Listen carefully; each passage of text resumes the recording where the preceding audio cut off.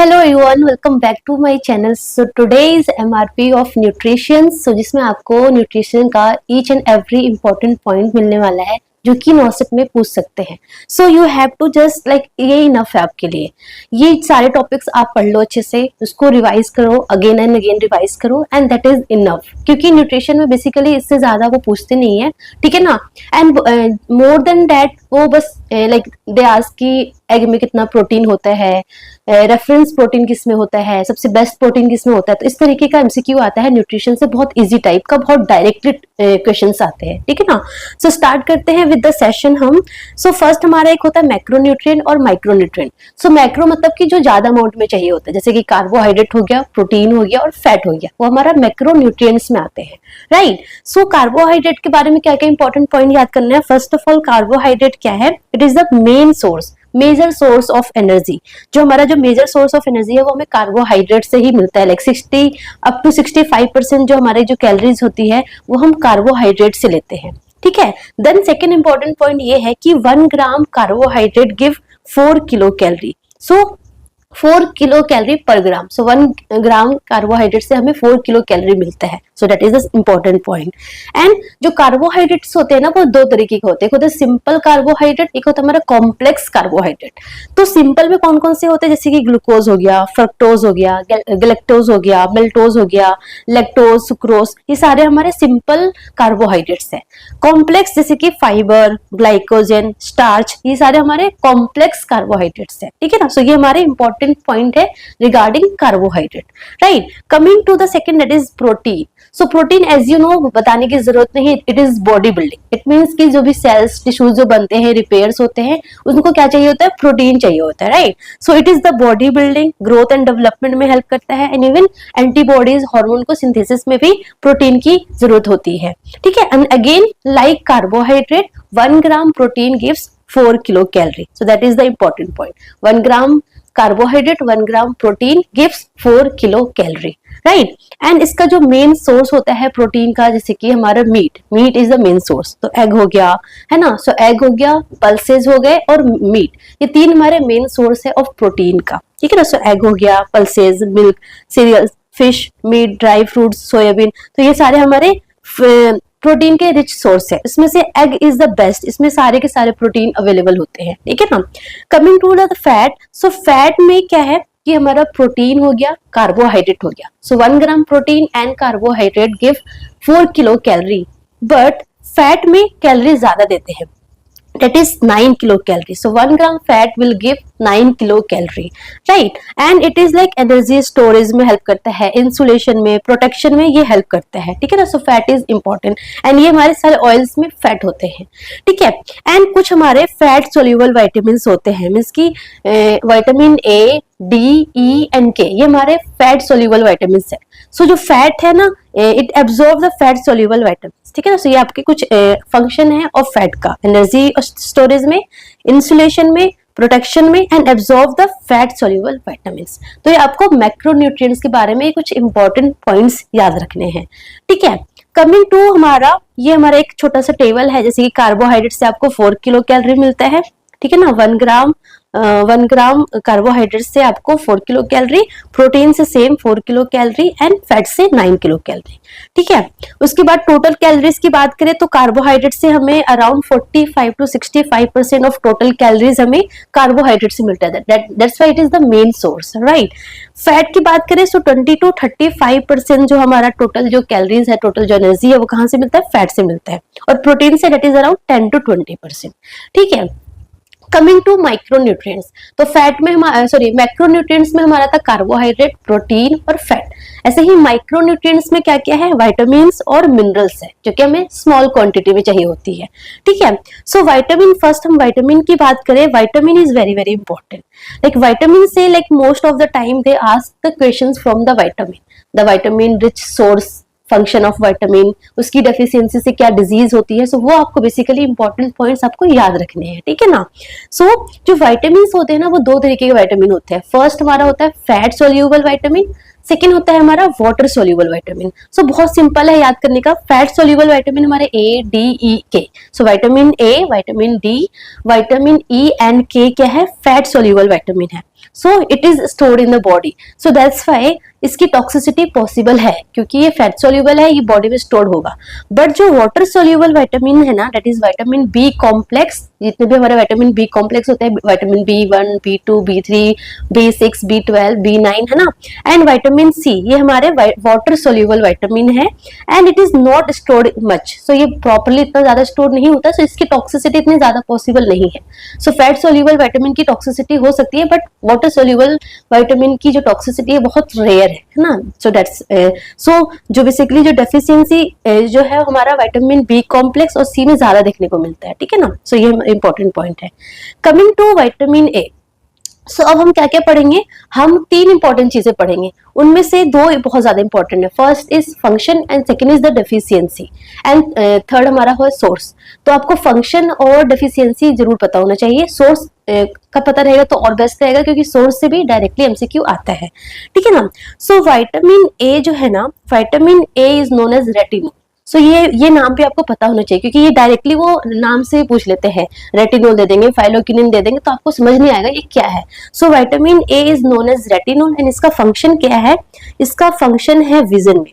So it help in vision में, maintain the skin and mucus membrane, तो skin and mucus membrane को healthy भी करके रखता है और इम्यूनिटी भी प्रोवाइड करता है। सो ये हमारा फंक्शन है विटामिन ए। अगर हम सोर्स की बात करें, सो विटामिन ए का सोर्स जो है दैट इज ग्रीन वेजिटेबल्स हो गया, डार्क ऑरेंज वेजिटेबल हो गया, डार्क ऑरेंज में जैसे कि हमारा कैरेट हो गया है ना, मैंगो हो गया, उसके अलावा मिल्क हो गया, लीवर हो गया, एग यॉक हो गया, तो ये सारे हमारे सोर्स है ऑफ विटामिन ए, ठीक है ना। सो आपको पता होगा कि विटामिन ए के लिए हम बोलते हैं ना गाजर खाओ, है ना, हरी सब्जियां खाओ, तो ये सारे हमारे विटामिन ए रिच सोर्स है। अगर विटामिन ए की कमी होगी, डेफिशिएंसी होगी, तो क्या डिजीज होगी, सो डेफिशिएंसी डिजीज क्या होगी, that is very important, that is night blindness, है ना। सो नाइट ब्लाइंडनेस होता है, xerophthalmia that is the dryness of eye and Bitot's spot. So ये हमारे 3 इंपॉर्टेंट डेफिशिएंसी डिजीज है ऑफ विटामिन ए, आंखों से रिलेटेड होगा सारा कुछ, ठीक है ना, ऐसे याद रखना है।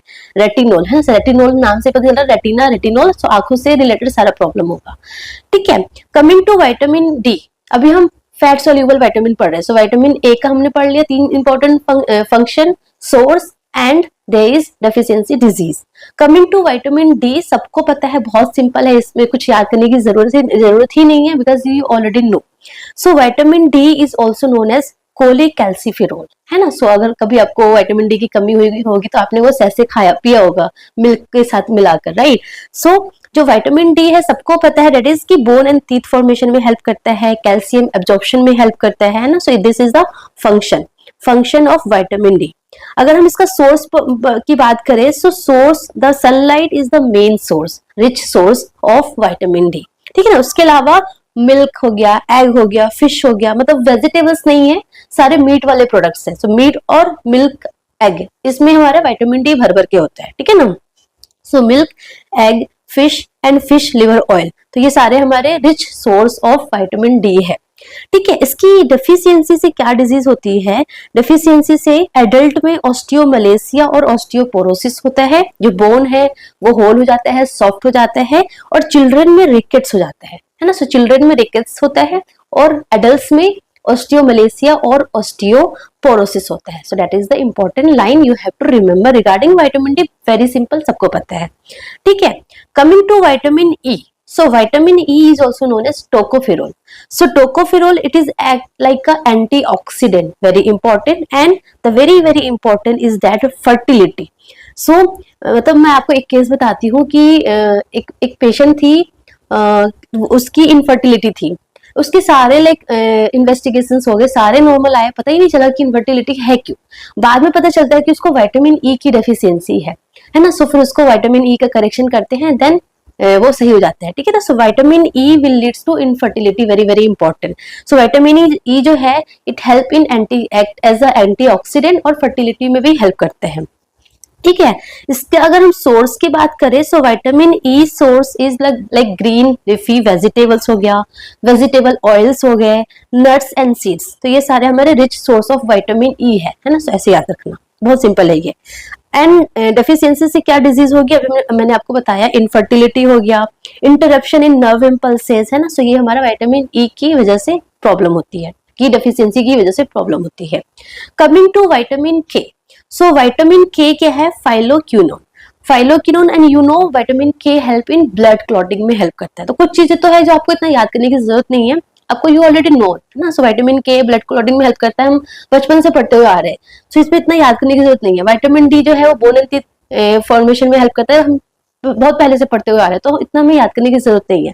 कुछ कुछ इंपॉर्टेंट पॉइंट है जो आपको याद करना है, ठीक है। इसका जो पीडीएफ है मैं अपने टेलीग्राम पे सेंड कर दूंगी, सो दैट आप थोड़ा थोड़ा डेली डेली देखोगे ना तो आपको याद हो जाएगा। बहुत ज्यादा बहुत ज्यादा टाइम वेस्ट करने की जरूरत नहीं है, डेली थोड़ा थोड़ा देख लोगे, एक एक विटामिन डेली याद कर लोगे तो याद हो जाएगा, ठीक है ना।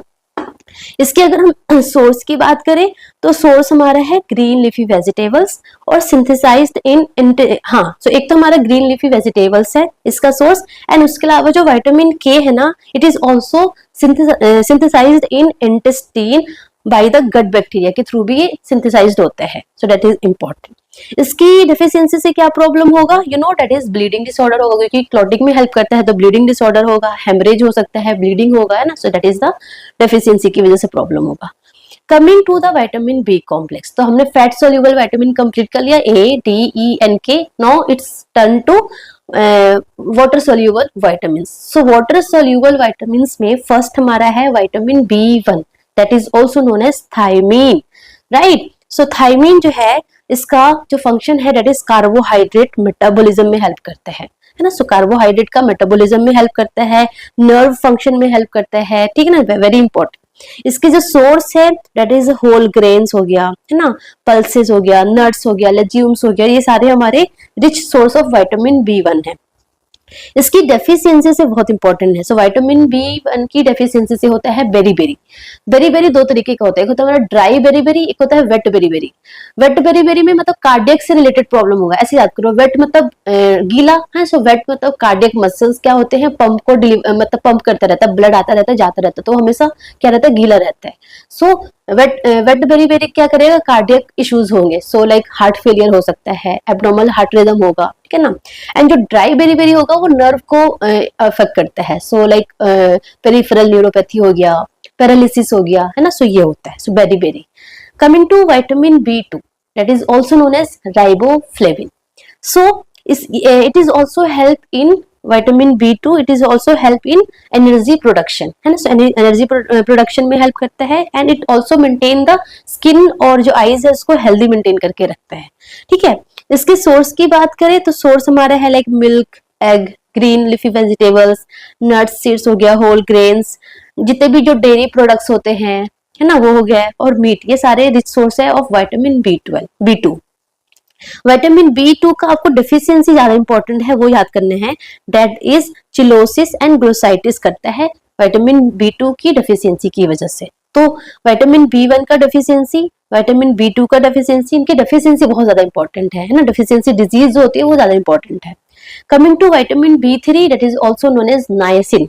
सो niacin is also help in energy metabolism और स्किन एंड नर्वस सिस्टम को भी मेंटेन करके रखते हैं। इसका जो सोर्स है वो मिल्क है, फिश है, नट्स है। इंपॉर्टेंट आपको क्या याद रखना है, important again deficiency disease. So इसकी डेफिशिएंसी से क्या डिजीज होती है, pellagra, that is also known as 3Ds, जिसमें आपको डर्माटाइटिस, डायरिया और डेमेंशिया देखने को मिलता है, pellagra, that is very important.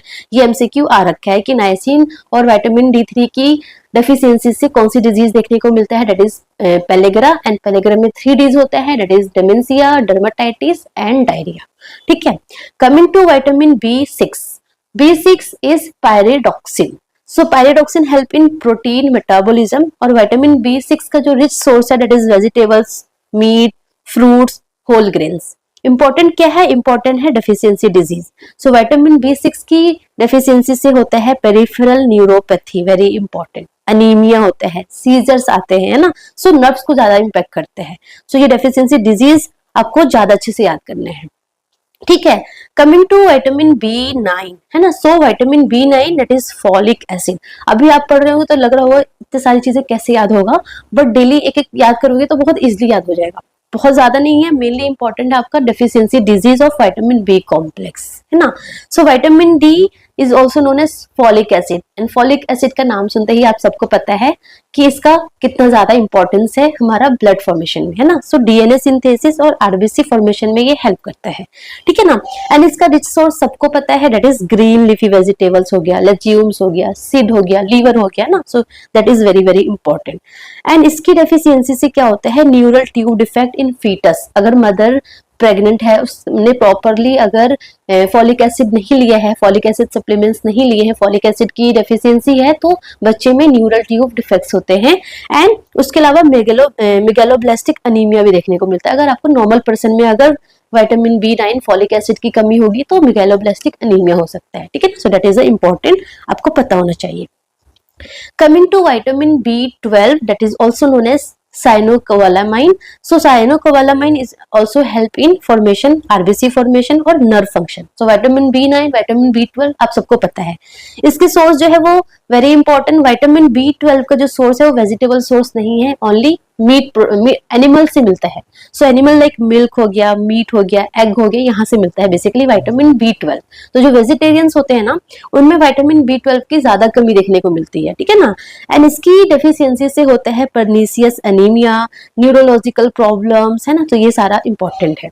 Coming to the last, that is the vitamin C. सबको पता है vitamin C is also known as ascorbic acid. जितने भी जितने भी खट्टी चीजें हैं सब में विटामिन सी अच्छे से मिलता है ना। So it is act as a antioxidant. So that's why like हम बोलते हैं ना कि आपको अपना स्किन बहुत अच्छा मेंटेन करके रखना है तो विटामिन सी रिच डाइट खाओ, है ना। So it is act as a antioxidant, ठीक है ना। एंड कोलेजन सिंथेसिस करता है in the skin. So that's why we are like teaching कि हाँ अच्छा सा विटामिन सी खाओ तो आपका स्किन हेल्दी रहेगा, यू लुक वेरी यंग, है ना, यंग लगोगे, आपकी स्किन हेल्दी लगेगी, है ना। सो बिकॉज ये कोलेजन सिंथेसिस में भी हेल्प करता है, वुंड हीलिंग में भी हेल्प करता है। दैट्स व्हाई जिस पेशेंट की सर्जरी होती है उनको हम विटामिन सी देते हैं, विटामिन सी की टैबलेट्स देते हैं सो दैट जो वुंड है वो जल्दी जल्दी हील हो जाए, ठीक है ना।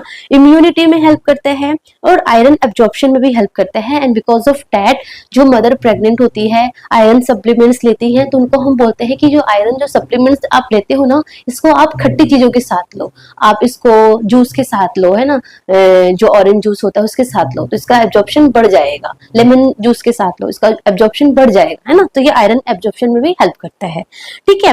कहाँ मिलता है, तो सिट्रस फ्रूट्स हो गया जैसे कि आंवला हो गया, है ना, ऑरेंज हो गया, है ना। सो इनमें ये भर भर के होता है विटामिन सी, ठीक है। एंड इसकी कमी से क्या होता है, इसकी डेफिशिएंसी से होता है स्कर्वी, ठीक है। सो ये हमारा हो गया विटामिन के बारे में। कमिंग टू हमने माइक्रोन्यूट्रिएंट्स में दो चीजें पढ़ा था, one is vitamin and second is minerals. तो हमारी बॉडी के लिए मिनरल्स भी इंपॉर्टेंट है।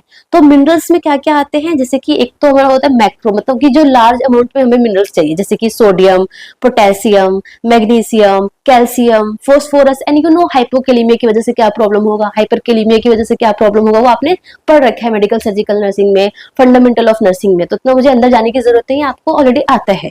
हाइपोनेट्रीमिया की वजह से क्या प्रॉब्लम हो गया, hypernatraemia, hypomagnesaemia, hypermagnesaemia, hypocalcaemia, hypercalcaemia, you know each and everything very well, ठीक है ना। So that is the important of macro nutrients, है ना। मैक्रो मिनरल्स हमारे लिए बहुत इंपॉर्टेंट है। कुछ हमारे माइक्रो मिनरल्स भी है जो कि हमें बहुत स्मॉल क्वांटिटी में चाहिए, बट यस चाहिए वो, जैसे कि आयरन, आयोडीन हो गया, आयरन हो गया, जिंक हो गया, फ्लोराइड हो गया, कॉपर हो गया, सिलीनियम हो गया। तो ये सारे मेटल्स हमारे लिए इंपॉर्टेंट है, ठीक है ना। तो जैसे कि रिकेट्स हो गया, ऑस्टियोपोरोसिस किसकी कमी से होगा, कैल्शियम की कमी से होगा, एनीमिया आयरन की कमी से होगा, गोइटर आयोडीन की कमी से होगा, ग्रोथ रिटार्डेशन जिंक की कमी से होगा, है ना। डेंटल कैरीज फ्लोराइड की कमी से देखने को मिलता है। सो ये सारे जो मेटल्स है ना वो भी हमारे लिए इंपॉर्टेंट है, ये सारे मिनरल्स जो है वो भी हमारे लिए इंपॉर्टेंट है, ठीक है। Then coming to very very important thing is that, जो बच्चों को बहुत सारे डाउट्स होते हैं इसमें, nutritional need during pregnancy. So pregnancy के टाइम हमें कितना एक्स्ट्रा न्यूट्रिशन, कितना एक्स्ट्रा कैलोरीज चाहिए होता है। So that is something very very important जहां से एमसीक्यू डायरेक्टली आता है। So extra calories requirement during pregnancy. So first trimester में एज सच कुछ एक्स्ट्रा नहीं चाहिए होता है, स्टार्ट होता है बेसिकली सेकंड ट्राइमेस्टर से। तो सेकंड ट्राइमेस्टर में जो भी मदर जितना भी जो कैलोरीज ले रही थी अकॉर्डिंग टू देयर BMI, उससे 350 किलो कैलोरी पर डे का एक्स्ट्रा लेना है। सो सेकेंड ट्राइमेस्टर में plus 350 kilo calorie per day, and in third trimester में थोड़ा और इंक्रीज हो जाएगा, that is a plus 450 kilo calorie per day, ठीक है ना। And during lactation in early phase that is 0 to 6 month में कैलोरीज और ज्यादा चाहिए, क्योंकि मदर जो बेबी है वो भी मदर पे डिपेंड है ना, बेबी का जो फीड है वो भी कहाँ से आ रहा है, मदर से आ रहा है, तो मदर को डबल डबल खाना पड़ेगा, right. So that's why it is plus 600 kilo calorie per day, it is like 300 का अप्रोक्सीमेटली डबल हो गया है ना। So during lactation 0 to 6 month it is approximately plus 600 kilo calorie per day. And like in the later phase after 6 month, you know after 6 month हमें complementary feeding start करते हैं बच्चे में। So when we start complementary feeding, तो जो baby है वो mother पे उतना ज्यादा डिपेंड नहीं होता है, उसको दोनों जगह से मिल जाता है, बाहर से भी मिल रहा है उसको और मदर से भी मिल रहा है, तो देन मदर का जो कैलोरीज है थोड़ा कम चाहिए, that is around plus 520 kilo calorie per day. So this is very very important, star marks लगा लो, अपने छोटी कॉपी में लिख लो, because it is the number, and number हम भूल जाते हैं, सो आप डेली देखोगे तो याद रहेगा, ठीक है। कमिंग टू फॉलिक एसिड, कि कितना फॉलिक एसिड प्रेग्नेंट लेडीज को चाहिए। सो फॉलिक एसिड की अगर हम बात करें, and you know very well folic acid की कमी से क्या होता है, अभी हमने पढ़ा, that is neural tube defects. So that's why we are educating to mother that कि you have to take this folic acid supplement at least 1 month before conceptions. So before pregnant at least 1 month पहले आपको folic acid supplement start करना है if you are planning for pregnancy, and till 12 week तक लेना है to prevent neural tube defects. And कितना चाहिए होता है, around 400 to 500 microgram per day चाहिए होता है। सो एटलीस्ट 1 मंथ पहले स्टार्ट करना है और 3 मंथ तक लेना है to prevent neural tube defect, and कितना लेना है 400 to 500 माइक्रोग्राम पर डे की नीड होती है। So that is the important regarding folic acid, ठीक है। Coming to the iron, because iron is also very very important, क्योंकि वो आयरन है बेबी को जाएगा, मदर को जाएगा, कुछ वेस्ट भी होगा, तो total in the whole pregnancy that is the whole 9 month में टोटल 1000 mg एडिशनल आयरन की नीड होती है, okay. So total iron, total जो एडिशनल आयरन की नीड होती है दैट इज अराउंड 1000 mg, ठीक है ना। सो प्रेग्नेंट में लाइक 20 mg पर डे चाहिए होता है, एंड लैक्टेशन को 23 mg पर डे चाहिए होता है, ठीक है ना। So total 1000 mg in whole pregnancy में एडिशनल आयरन चाहिए, ठीक है। अगर हम कैल्शियम की बात करें, so calcium is very very important, and यहाँ से एमसीक्यू ये आ रखा है, यहाँ से एमसीक्यू क्या आया था कि calcium also reduce the risk of preeclampsia and eclampsia, very very important. So calcium supplement देना भी बहुत जरूरी है, क्योंकि it reduce the risk of preeclampsia and eclampsia. तो कितना कैल्शियम की नीड होती है during pregnancy, it is 1 gram per day. So that's why you have seen, you have witness की जो भी प्रेग्नेंट लेडीज होती है जो एएनसी के लिए विजिट करती है, उनको हम 500 mg बीडी टैबलेट देते हैं calcium, because they need 1000 mg per day, और जो लैक्टेटिंग मदर होती है उनको चाहिए 1200 mg पर डे। सो ये अब हमारा कुछ इंपॉर्टेंट इंफॉर्मेशन है। देन अगर हम वेट गेन की बात करें कि वेट गेन ड्यूरिंग प्रेगनेंसी कितना होता है, सो दैट इज कि जो वुमेन अगर नॉर्मल बीएमआई है, अगर नॉर्मल बीएमआई है, सो फॉर नॉर्मल बीएमआई का जो वुमेन का जो वेट जो गेन होना चाहिए that is approximately 11 to 16 kg होना चाहिए। So that is the normal 11 to 16 kg weight in होना चाहिए increase for a normal BMI female pregnant women, ठीक है ना। That is very important. अगर बहुत ज्यादा नहीं, टू लिटिल होगा, अगर 11 kg से कम हुआ, लाइक 4-5 kg ही हुआ, सो देयर इज की इंट्रायूटेराइन ग्रोथ रिटार्डेशन हो सकता है, बेबी जो बॉर्न होगा वो low birth weight baby born हो सकता है। एंड अगर बहुत ज्यादा वेट गेन हो गया, लाइक 17, 18, 20 kg गेन हो गया, तो इट मीन्स कि जेस्टेशनल डायबिटीज मेलाइटिस हो सकता है, प्रीक्लैम्सिया हो सकता है, एक्लैम्सिया हो सकता है। सो ज्यादा भी बेकार है, कम भी बेकार है, हर चीज नॉर्मल होना जरूरी है, right. So everything like normal limit में होना चाहिए। सो 11 to 16 kg for a normal BMI person, ठीक है। एंड ये जो 11 to 16 kg है, ये ऐसे नहीं कि एकदम से हो जाता है, इट इज लाइक थोड़ा फर्स्ट ट्राइमेस्टर में थोड़ा होता है, सेकंड ट्राइमेस्टर में थोड़ा और होता है, एंड थर्ड ट्राइमेस्टर में और ज्यादा होता है। सो इट इज लाइक ऐसे धीरे धीरे इंक्रीज होता है। So like little in first, and like second में थोड़ा और ज्यादा होता है, थर्ड में एकदम से ज्यादा होता है, क्योंकि बेबी का वेट बेसिकली थर्ड ट्राइमेस्टर में ही बढ़ता है ना। सो थर्ड ट्राइमेस्टर में एकदम से ज्यादा वेट गेन होता है, ठीक है ना। So that is regarding weight gain during pregnancy. Coming to that is very very important prophylaxis iron and folic acid supplementation. तो ये आपने ऑलरेडी CHN में पढ़ा होगा, है ना, तो आपने ये CHN में पढ़ा होगा, बट स्टिल मैंने सोचा कि एक बार फिर से आपको रिवाइज करा दूं अगर आपने नहीं पढ़ रखा है तो that is very very important. So according to like anaemia मुक्त भारत अभियान के अकॉर्डिंग ये हमें चाहिए होता है, इतना iron and folic acid supplementation चाहिए ही चाहिए। So for 6 month to 59 month of age कितना चाहिए, 20 mg एलिमेंटल आयरन चाहिए, और फॉलिक एसिड कितना चाहिए, 100 माइक्रोग्राम। कैसे देते हैं, बाई वीकली सिरप के फॉर्म में आता है और हफ्ते में 2 बार देते हैं। एंड फॉर 5 to 9 ईयर्स के जो चिल्ड्रन होते हैं उनको हम देते हैं 45 mg आयरन और 400 माइक्रोग्राम फॉलिक एसिड वीकली देते हैं, पिग टैबलेट के फॉर्म में आता है। And for 10 to 19 years boys and girls को 60 mg elemental iron and 500 microgram folic acid वो हम देते हैं वीकली, जो कि हमें स्कूल्स में अगर आपने पढ़ा होगा, मतलब स्कूल्स में अगर आपको मिला होगा तो आपने देखा होगा कि ऐसे आयरन की ऐसी नीली टैबलेट्स आती है, तो एवरी वीकली हमें वेडनेसडे को मिलता था, है ना, सो ऐसे याद रखना है। सो वीकली आयरन की ब्लू गोली होती है, नीली कलर की गोली होती है।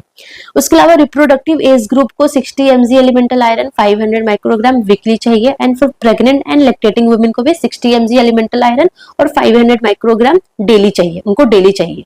So for boys 10 to 19 years boys and girls and for reproductive age group उन सबको 60 mg एलिमेंटल आयरन और 500 microgram weekly, but for pregnant and lactating women को डेली होगा, है ना। सो ये रेड कलर के टैबलेट्स आती है, सो ये आपको ये चार्ट याद करना है, ठीक है ना।